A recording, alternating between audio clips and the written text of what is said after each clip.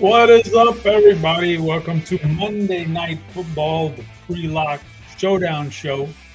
I'm your host, Chopper, here to break down this Monday Night Football game with one of the premier fantasy sports players out there, John Breslin, SquirrelPatrol, fresh off of an African safari, man. How you doing, John? Good. Yeah, got a little bit of shake up here with inactives. But it's all good. We're all adjusting accordingly. Like I was saying, my call to fade McCaffrey in the captain spot looking even better now. McCaffrey's out. So yeah, if you didn't see the inactives list, it was a pretty big deal. Get your season long lineups changed. And best ball, don't have to worry about it. Yeah, you are guaranteed to be 100% correct with that take right now. Like, there's no, so good for you, man. Count that one as a W for you. But yeah, I was kind of in the same boat too. Like, we'll talk about it more, but he was not a guy I was going to captain anyway. So I'm pretty good with it. And like Squirrel alluded to, the inactives came out, and there was word that C-Mac, Christian McCaffrey, is going to be inactive for week 1. Kind of alarming if I'm a San Francisco fan. Kind of alarming because you kind of got some really run good these last couple of years with C-Mac not being injured. You just never and he's such a key part of that team. I'd be a little worried that this is going to be. Hopefully, this is not a trend for him this year because they really need him. They are dynamic when everybody is healthy. So, and he's probably the biggest piece there. But guys, we are a chat-driven show here. We are here for you guys to answer your questions, any of it, about any of this stuff, especially the C-Mac stuff that's hitting.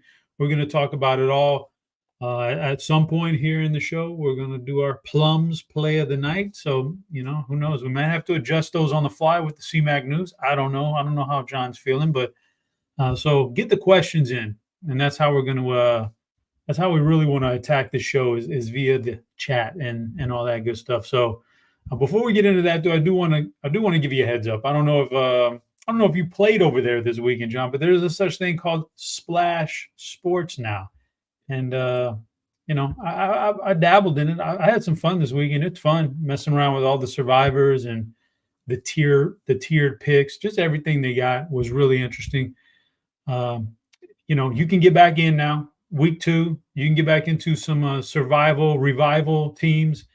I kept a couple entries alive in the big $1 million contest. I dropped a couple entries thanks to Cincinnati, and I caught some flag for it in the Slack this morning from our boss, Dan Bach. He's making fun of me for picking that, but hey, man, I didn't know T-Mac was going to be out when I made the video and all that other. I should have changed it though on Sunday, but anyway, Splash Sports is out there. It's a really unique concept. It's a really cool site. It's different than everybody else. I would actually really think you guys should check it out. You could probably drop a link in chat here at some point, but it's /sports/RotoGrinders. Get you some perks over there.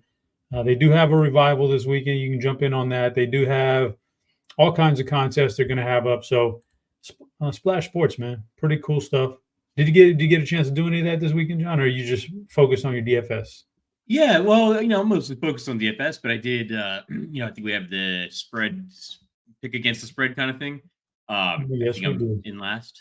I think I am too. Tough week for the spreads for me. Yeah, there's a big tie. I think there's not much separation. It's only week 1, so we'll see how the rest of the season goes. Long way to go. I'm a slow starter, but I'm like Derrick Henry. December comes around, it's all me. It's all me, man. So, I see some questions now in chat and love them. I'm going to get to them. Let's just talk about real quick. Let's address the big one, the elephant in the room, if you will. C-Mac is out. How much does that change for you? Well, it's a lot. So I think Jordan Mason's now an excellent play. And I would actually... I think Jordan Mason, I think consensus is going to end up being that Deebo Samuel is going to get a big boost. I don't know if you should get that big of a boost. It's funny because it actually flips everything I think about the 49ers on its head. I was going to say that like maybe fade C-Mac a little bit and go a little bit overweight Debo, I think people might overreact and go like way too much Debo. For reference, like his rushing yards prop went from I think 12.5 to 18.5. Like that's, I think he'll probably see an extra carry or two. Maybe he has a better chance of a touchdown, but I don't think we should be making like a dramatic like jam Debo into your lineups kind of thing. Jordan Mason now is just underpriced. He's probably not as big a contributor in the passing game as Christian McCaffrey, but he's just underpriced. So I think Jordan Mason's probably the guy you want to get. And I don't mind now going to a little bit more Brandon Ayuk either. I can see him getting like a short pass, maybe getting some of the receiving work that Christian McCaffrey would like normally get, and maybe there's an increase in the game script to him. And I like Debo. I think you should like raw project Debo for more than you had been.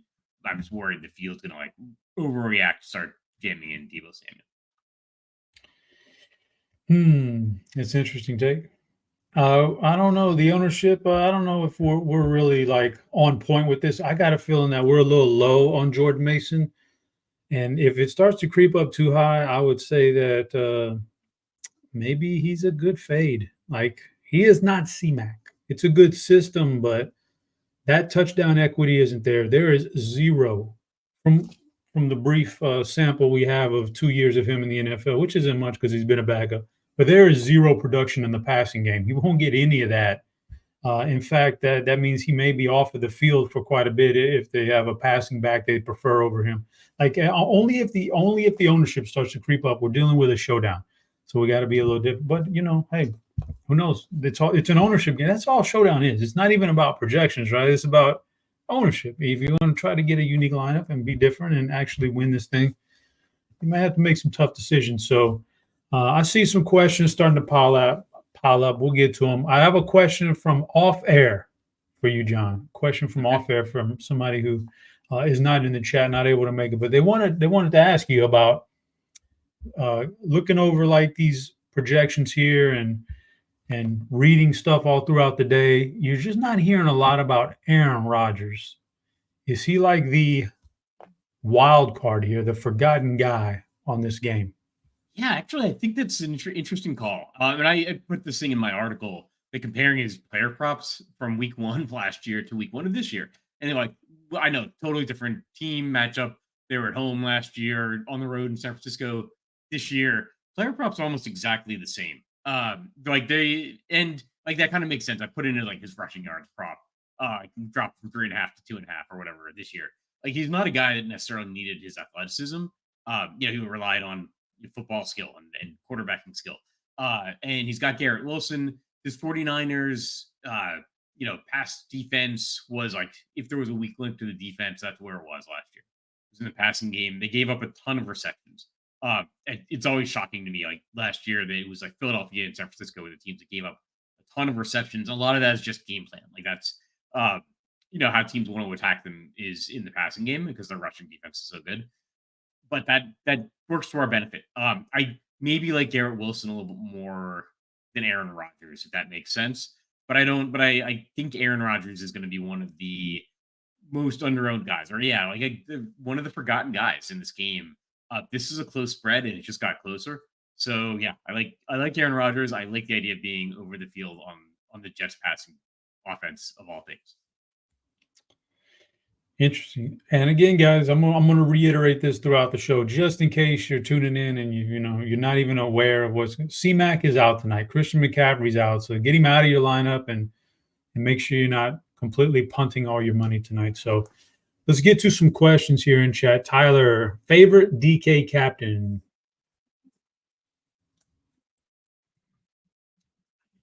Something you say Jordan Mason because I don't know. I agree. He doesn't contribute a lot in the passing game. Aaron Rodgers is not a terrible call. Garrett Wilson's not a terrible call, like for like getting different in single entry.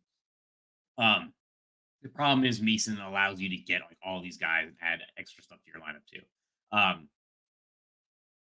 But I think I've got to say is Jordan Mason, but I hate it. So if you want to go with like something that makes me feel a little bit better, probably Garrett Wilson. Yeah, you can get anything with Jordan Mason at captain. So, with that being said, if you are going to play Mason and captain, how do you get different without being totally like just burning money?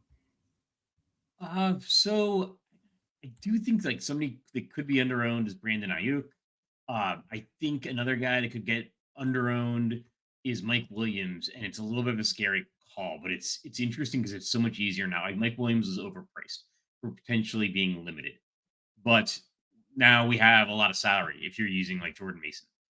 So but people still aren't going to go to Mike Williams. I wrote in the article that we just saw last year, like Brees Hall was in the winning lineup and Dalvin Cook was higher owned because we thought like, oh, Brees Hall is going to be limited, and so you got to go with Dalvin Cook. He's a few $100s cheaper. Like Alan Lazard's much cheaper than Mike Williams, and Lazard might be getting extra snaps because Mike Williams is supposed to be limited or he's on a pitch count or whatever. Well, maybe he just gets like a 60-yard touchdown, and that's that's what we're looking for in Showdown is these big plays from guys that are on the field that other people are not putting into their lineups. So I think it actually got a lot easier to put Mike Williams into your lineup. And I think that's a way to get different with that extra money you're getting from like a potentially Jordan Mason captain's team. Yeah, there's a kind of like I don't know, like a fine line there. Like you're using Jordan Mason not because he's projecting to be the best player on the field. You're using him for the salary because it opens up the rest of your lineup. But if you go expensive at the rest of your lineup, now you're going, now you're going to deal with massive ties with that lineup, like lots of them. So that's like this little dance you got to do with it. How do you get different? You want to use Mason for the salary purposes, but you got to get a little bit different along the way. Like it defeats the purpose to use Mason at captain and go, well, I'm gonna be different. I'm gonna play 2 defenses and 2 kickers, and that'll be different. That messes up the good thing about Mason, which was a salary. So I think in this case, your best bet is to go down and build a lineup with Jordan Mason with the best other 5 players in it or whatever, 6. I don't even know what they do. Sorry. Build the best lineup out there, max out that salary, looked at that lineup and say, let me take one guy out and replace him with Mike Williams or replace him with, whoever else down on that list that's cheap, and hope you get a little bit lucky that way and you still salvage what Jordan Mason brings for you, which is salary relief. So, yeah, it's going to be interesting like that. I'd probably rebuild some lineups right now if I had a time, but I don't have time. So we're going to do this show. Geek Hippie, Mason at captain now. Yep, we just answered that. That's a good play, but just try to get different elsewhere. Sneaky build for large field, single entry for DK. Just generally in a single entry for DK, but large field. Well, you have anything sneaky? Is there like a 4-2-5-1 thing that stands out? Mason, or you mentioned Mike Williams. Anything sneaky for a single entry? I'm trying to think of what would be sneaky. I thinking about like the captain ownership. I think I do think we have Jordan Mason like underprojected, and potentially like where you look around, I think you're going to see his ownership like underprojected. I don't have like the refresh numbers in front of me, but I think he might see massive ownership because it's just like especially on DraftKings where you get that salary multiplier. So, but that's going to leave other guys who are really good players underowned in the captain. I do think like an Aaron Rodgers captain team is one of the most obvious ways. Like if it's a smaller field single entry, like it's totally plausible that Aaron Rodgers just goes out and has a good game. Garrett Wilson, same thing. I think Garrett Wilson will see higher ownership in the captain spot. But I think that's a way to get a little bit different. And I think like Jordan Mason seeing a lot of ownership is going to eat away some of that Garrett Wilson captain ownership. I like it. All right, guys. I just want to point this one out too before we move on. Favorites pod contest. If you're looking for a plus EV contest this NFL season, our friends over there at Action Network have one for you. Their podcast called The Favorites. It's bringing back the free NFL Pick'em contest this season, or just whatever. I don't even know if there's a second chance revival for that one or whatever. But get over there to the Favorites pod. Tune into it. Get on that. Get in on that action. Action Network is actually a partner with RG. they're in the family under the umbrella, and it's a really good place. There's lots of good betting sites out there, give you some good information, and that's one of them. That's one of them. The Action Network, the Favorites podcast. If you're a fan of podcasts while you're mowing the yard or something like that, it's good stuff. So get in on over there, check it out, download it, however you want to do it. We got that. So we got about 18 minutes left until this thing locks up. It's time for some questions here. More questions. Got a lot of them in here. DK GPPs. What game script are you guys leaning towards tonight with two good defenses and no CMAC? What's your favorite game script tonight? I still think that a good game script is 49ers take the lead and Aaron Rodgers is trying to catch up, and that you're going to see like some receptions for the Jets wide receivers. Like, this is one of my favorite things I did against the Eagles and the 49ers last year in Showdown, was target the passing games, because people think like, oh, the defense is so good. But the rush defense is so good that teams just try to move the ball down the field, like sustained drives, piling up receptions. And that's a point. It's like a 10-yard run every time Garrett Wilson's going to catch one of those things. Every time Lake Williams catches one, Tyler Conklin. Like, even if they get stuck at the line of scrimmage, it's a 10-yard run, or just as good. So, I think being over the field on the Jets passing game, recognizing that even if the 49ers still have like a blowout win, that's something they can win in these tournaments, is the Jets going over the field on the Jets passing offense. Yeah, I think my favorite game script, and this was like this before the CMAC scratch, right? Before he got injured. I just think the Jets are a top 5 defense at worst, maybe even better than that in the league. I think that they're pretty solid everywhere. I thought they were going to already give San Francisco a whole lot of problems on offense, and I've seen Purdy wilt against elite defenses before. But on the flip side, I'm with you. I think San Francisco's a good defense, just a tad bit overrated. So I was willing to attack that. My game script is that it's actually the New York Jets who are able to score a little bit on Frisco, jump out to a lead, and they clamp down. And the defense racks up points, sacks, and turnovers, and they're in pretty good shape. So see how it plays out. On FanDuel, GPP, large field. Who's your favorite MVP over there now? CMAC is squared. That had to be probably the number one MVP on FanDuel, and he is out. So what happens now?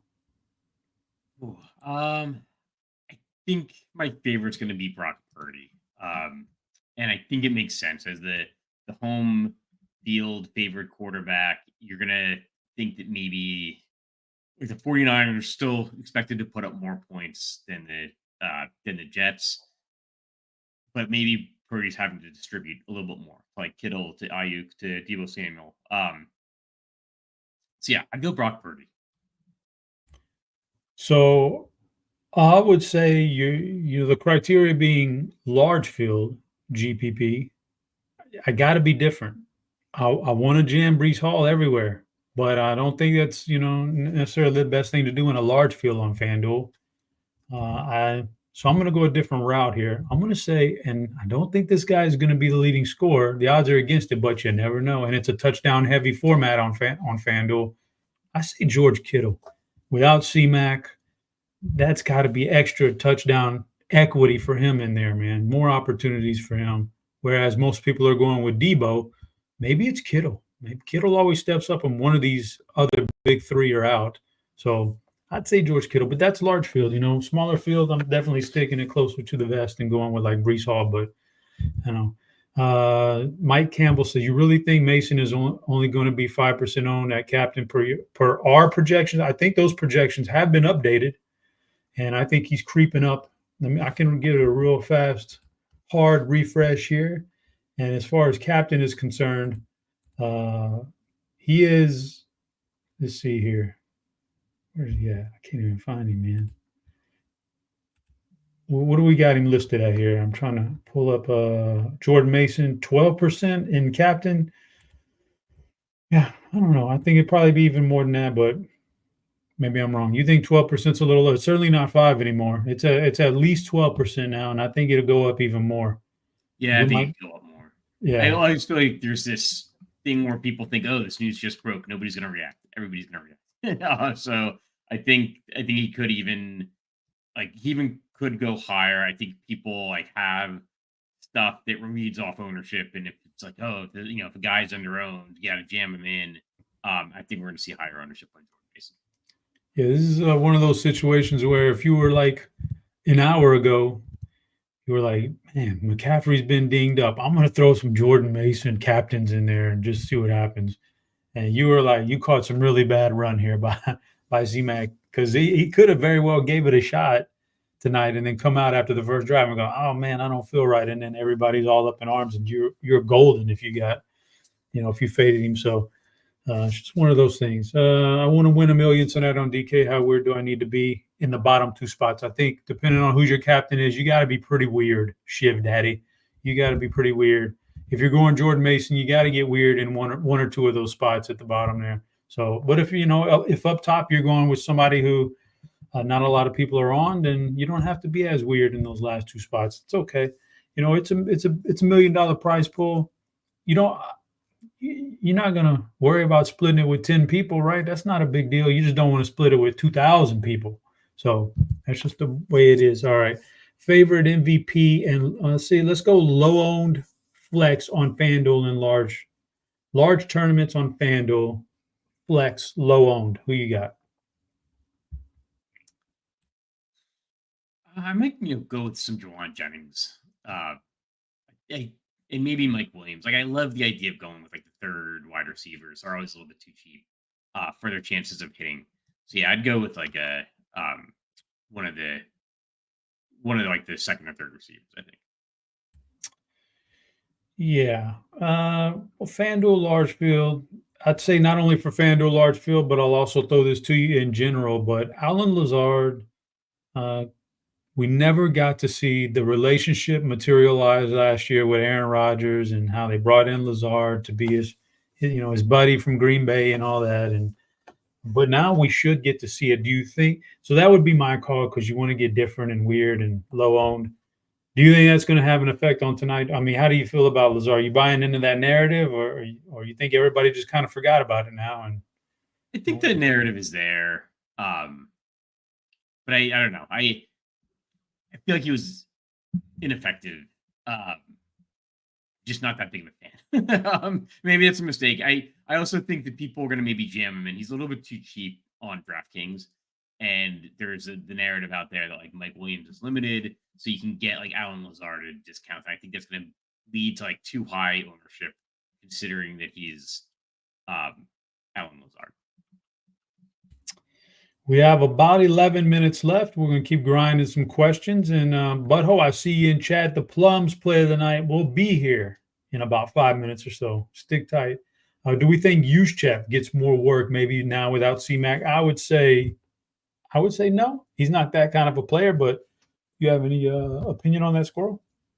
Yeah, actually, I kind of agree. I thought he was an interesting play when Christian McCaffrey was in, because if McCaffrey goes for 200 yards and you need to have McCaffrey and he's super expensive, you need a value play, and Juszczyk gets in there sometimes for a couple of receptions and occasionally a touchdown. Now, I don't know, because I think he's still just going to have – now we have plenty of value, and he's still going to be limited to like probably 1 or 2 touches at most. So, yeah, I agree with that. Can you make a lineup without Breece Hall? Sure, absolutely. There's nobody in any showdown you have to have in a lineup. You can definitely make one without Breece Hall. This is a good question for you. Just doesn't really affect anything, but what do you think the number of dead lineups are with the CMAC news? Like, there's a lot of people at work or whatever that sets this stuff in the middle of the afternoon and they don't really check. So what do you think? How many percentage of dead money here with CMAC out? Probably not that high. I'm going to go like 3% or less. Three is better than it was before. So, and you factor in all the other dead lineups for whatever reason. Maybe they playing a guy who's not even on the roster or something, Yeah, there's going to be a little bit more dead money out there tonight. I don't know if it moves the needle in the large field, but I have Hall for my captain, and I think Zerline is going to kick a lot of field goals. Okay. You know what? It could be a kicker day for sure. Favorite FanDuel captain, we kind of got to that a minute ago. Will this showdown slate be chopped 300 plus times tonight? It depends, man. If it sticks to a game script that everybody's on, it'll be more than that, but we have to see. I have Debo at captain. This is from Michael. I have Debo at captain. Does it make more sense to play Garrett Wilson or Brock Purdy in the flex?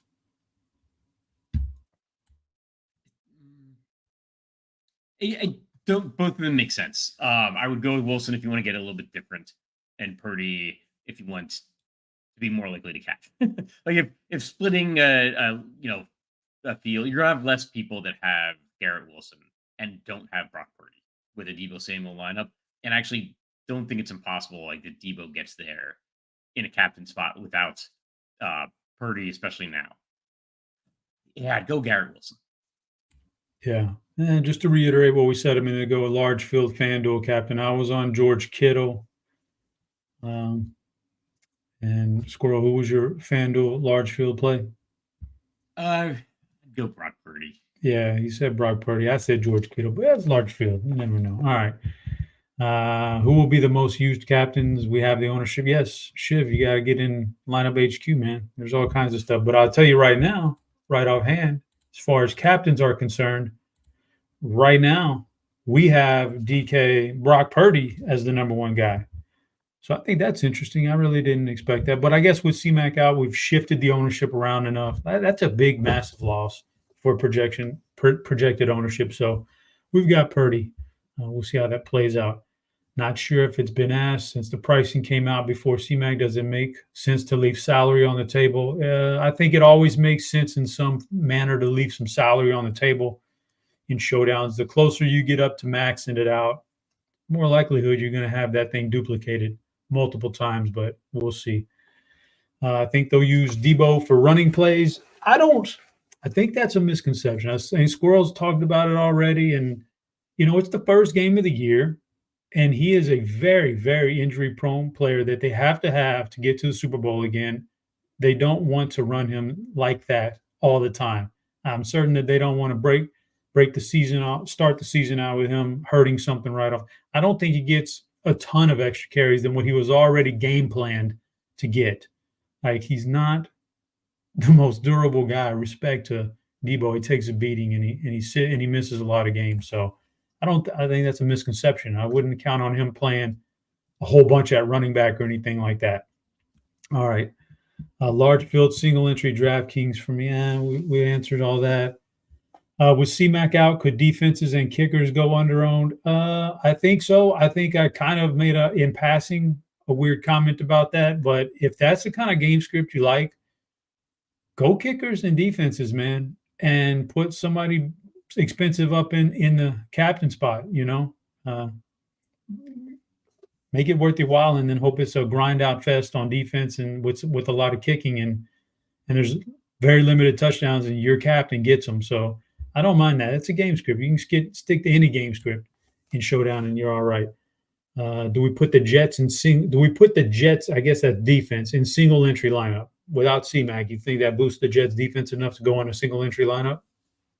I think you can always put the defense in a single entry lineup. I don't know. Like, defensive scoring is so random. Like, it helps the Jets defense in real football. I don't know how much it helps them in fantasy. Jeff asks, who fills in for C-Mac? That's going to be Jordan Mason getting the start. We'll see if he's the guy who gets most of the work. I got a feeling he's not going to get most of the work. The passing work, I think, will go to somebody else, but we'll see. Malachi Corley, Jets sleeper. What do you think about Malachi Corley? I'm actually very high on him. I don't know if this is the right time to use him, but just coming into the season, I'm pretty high on Corley in general. Yeah, I'm not a big fan of using these guys in their first. He's a rookie, right? Yep. in using their first NFL, first NFL experience. But teach their own. If you're a passionate fan, and don't let me talk you out of it. Yeah, I just say it because, number one, in college, very explosive player. He's got a lot of Randall Cobb in him. Like, he's not going to get down the field necessarily. Great run after the catch. We know what Aaron Rodgers did with Randall Cobb. He kind of likes that guy, so maybe a little short passing game, run after the catch. I could see that happening. In a single entry tournament, what are your must plays? Do you have any must plays to differentiate yourself in a single entry tournament from Robbie? Man, I hate to say I don't have like any particular like one-offs or like any like guys, and I'm like, oh, I feel so confident about this guy. No Alec Pierce's from yesterday. I think things are pretty wide open now. Like, so I wouldn't. Yeah, there's no like in particular one guy. Like, there's guys that like Garrett Wilson and Aaron Rodgers, like Mike Williams, basically just the the Jets passing offense. But then there's no in particular guy that's like standing out to me. Okay, who's your favorite for captain? Brees Hall, Garrett Wilson, Deebo Samuel. Garrett Wilson. Steven Smith, friend of the chat, friend of the Discord. Yes, leaving salary on the table is a great idea tonight. I think so for sure. How did SquirrelPatrol know Mixon would smash yesterday? Oh, come on, man! Nobody else knew Mixon. No, what were you think? What was your thoughts on Mixon? How'd you get there? I just thought there was a game that I liked more than anything else. I thought it was they went out and made a point of getting him in the offseason. And they like switched their running backs pretty surprisingly. Like Dameon Pierce was really highly thought of going into last season. And people kind of forget because these guys like dropped by the wayside. They liked Devin Singletary so much more. They wanted like for their scheme. But they didn't really love Devin Singletary that much. And so I don't know. They went out and got their guy in Joe Mixon. I liked it was an indoor environment. So yeah, I mean, nothing in particular that I thought you had to have him. I just didn't know why people weren't talking about him in such a good game environment. All right, time's flying by here, man. We only got a couple of minutes. Give me your fill it in the plums play of the night, Squirrel. So I got to go. I mean, I know this guy's gonna be highly owned. You know what? I'm actually gonna switch it up a little bit, and I'm gonna go just feel it in the plums. Aaron Rodgers, Jets passing game. I mean, I was gonna go with Garrett Wilson. So it's a little bit of the same. Potato, but I'll go Aaron Rodgers. I'm going with the guy who I typically don't play when this 49ers offense is healthy, and that's George Kittle. That's my fill it in the plums play of the night. You get C-Mac out. I just think that's where your opportunity is going to go, is a guy like Kittle. So that's where I'm going. Let's speed rush through some questions with a minute and a half left, and then we'll get out of here. Lazard or Conklin? Conklin. Purdy or Rodgers? I mean, I think Purdy's the safe play. Purdy's the cash game play. I think Aaron Rodgers for tournament is probably going to be under. Who's your favorite touchdown call of the night?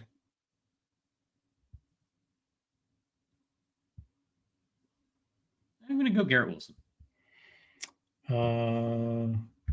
Yeah, let's see here. Russian, that's props. Let's see. Is Conklin a guy that fits in the comeback game script for the Jets? I would say no. I would say lean towards wide receivers, but I don't know. If you're playing the comeback game script, what do you think about Conklin? I don't mind Conklin, but he's gonna be kind of a narrower distribution of points, right? So like you could get some receptions, and I think Rodgers will like throwing to him. I think along that vein, the guy like I've mentioned him a couple times, Mike Williams shouldn't be totally overlooked.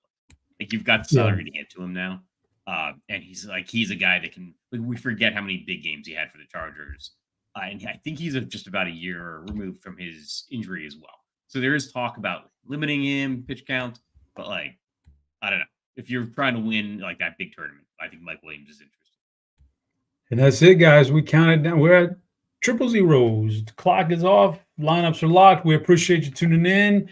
We'll be back on Thursday with another one. Get those questions in. If I didn't get to it this show, I apologize, but I guarantee I get to it next show. Just a lot of news with the CMAC. But for Squirrel, for TJ, our producer behind the scenes, I was your host, HeadChopper. Enjoy the game. We're out of here.